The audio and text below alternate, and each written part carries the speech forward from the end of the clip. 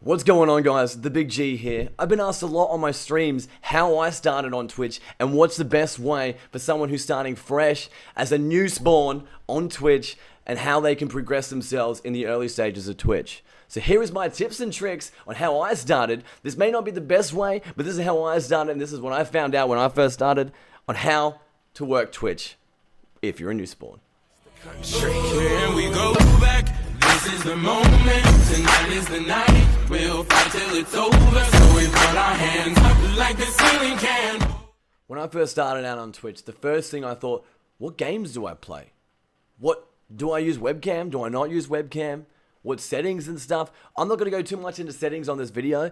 I'm just going to explain to you what I did to start out on Twitch. First thing I did was look at games that aren't very well streamed. There's not a great number of streamers streaming that game. Because at the moment, as you guys know, Fortnite is huge. So people who are starting out trying to stream Fortnite, it's quite hard to get yourself noticed on Twitch. Because there's thousands and thousands of people streaming Fortnite on the daily. So if you're a very low view channel, you're just starting out, trying to get that 1 or 2 viewers in to kick it off. Kick off your channel. It's going to be hard when you're at the bottom of a list of like 1,000 people. That's going to be hard. But if you're streaming a game with, say, 5 or 10 people streaming it, then therefore you're already on the front page of that game. You're already in the top 10 list of that game. And therefore you're seen straight away. So you're going to have that regular 1 or 2, 3 people pop in, 4 people on the regular. Because there's not that many people that are streaming it. That's how I started. I streamed survival games that weren't very well streamed. I started off as like a small survival games, stuff like that. And so I grew a community a bit bigger, and then I was able to progress to larger games, and then started to progress to more populated games, and that helped me a lot. But I think the first thing I did when I started out was start off with small games. Just play games that you like a style of game. Find a style of game that you like.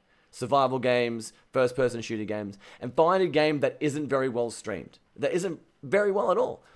And go into that, stream it for a bit, see how you go for the first week. Stream it for a bit. If you get an extra follower, if you get an extra few viewers, you'll start to see that your stream will slowly pick up. It may take a week, it may take a couple of months, it could take a day, who knows? Streaming is a gamble. It just depends on your personality. It depends on what you do to bring in people. You know, everyone has their own niche on Twitch, and that's what you got to find when you start to get yourself into a rhythm and find out what you're going to do for your Twitch. Okay, so the second thing is, I personally think you need to have a streaming schedule. If you're going to stream, you need to have a streaming schedule. Personally, I found that to be the best thing I possibly could do, was set a streaming schedule every week that I could hit. Even if you set it for like a 2-hour stream. At this time, every week, I'm going to be streaming at this time. That way, if you do get viewers in, they know exactly what time you're going live. If you have a random schedule, morning, afternoons, all over the place, and you're not even sure yourself when you're going to go live, how is anyone else supposed to know when you're going to go live? So they can be in there and ready to watch. So that's probably the second thing that I'm going to bring up, is probably set a streaming schedule throughout the day, around the same time if you can, each day. So if you stream, say, 3 days a week, to start off with, try and set it around the same time every day if you can, or around, even if it's 2 hours, but try and be there every week at that time. So that way your viewers know exactly when you're going live and they can be there ready for it. And that will help you grow your community, and it will also hit you at a certain time of the day that you'll get the same viewers back because they're watching Twitch at that time. That would be my second thing. My third thing would probably be webcam. Personally, I use a webcam all the time. As you guys can see me, it's more interaction. I can talk to you guys can talk to me, what I'm wearing, what I'm doing. You guys can see it all. Some people don't like to use webcam because there's a lot of toxicity on Twitch and the internet right now. There is. Unfortunately, that's our world right now, and we need to change that, but that's how it is. Some people don't like to be seen. Some people don't like their background to be seen. Some people don't like, whatever they've got going on.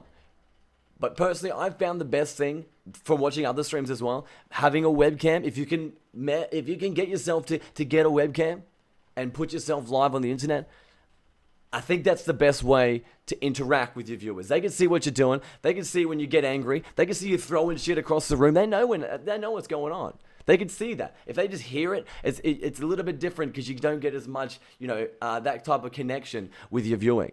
That would be my third thing, is you got to make a decision whether you're going to have webcam or not. But personally, I prefer webcam when I watch streams. That's my personal choice. Some people don't. Some people just like to listen. Some people have a voice for it. But personally, I prefer, because I use my arms a lot. As you guys can see, I use my hands a lot. I talk away to the stream. I have transitions and stuff. I zoom in on my face. I have a whole different things I can do. But that personally, that's my thing that I like to do. You got to find what you like to do. If you don't want a webcam, you don't need a webcam. Try it. Give it a go. If you want a webcam, you can always progress to a webcam later on. There's no big deal. Or if you have a webcam and you're not really liking it, you can get rid of it. It's just an option. My fourth thing is, if you're starting out and obviously no one's in the channel, it's hard to talk. It's hard to, get that engagement going on. What I found for me when I first started was explain what you're doing in the game. Even if no one's there, explain what you're doing.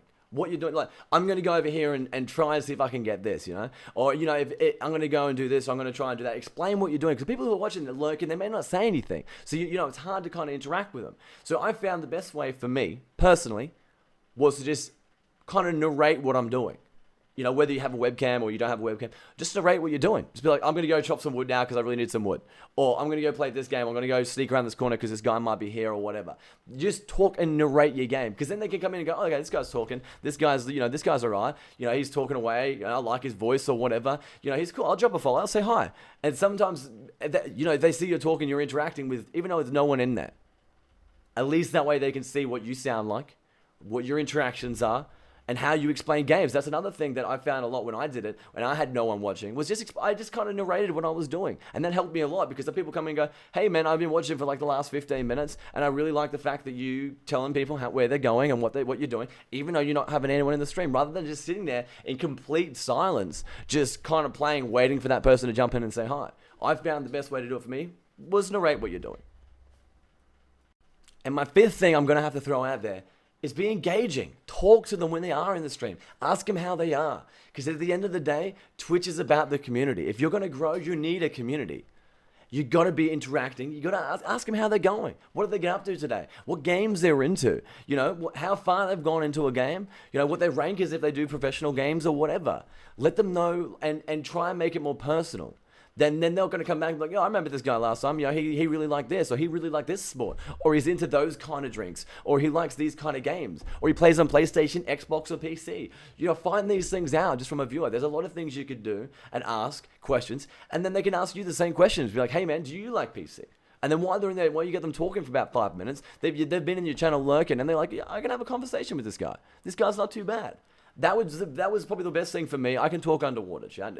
That's how I always say to them. Like I always say to my chat, I can talk underwater. So if you want to talk to me, talk to me. I can talk all day. Bring it on. But I think the best thing for people who are starting out, I've been streaming for almost 2 years. But for me, I think the best thing to step forward for someone who's new is just to interact and learn yourself on how to engage, how to talk. It's not easy. It does come easy to some people, but it isn't easy to be able to continue talking and talk a lot.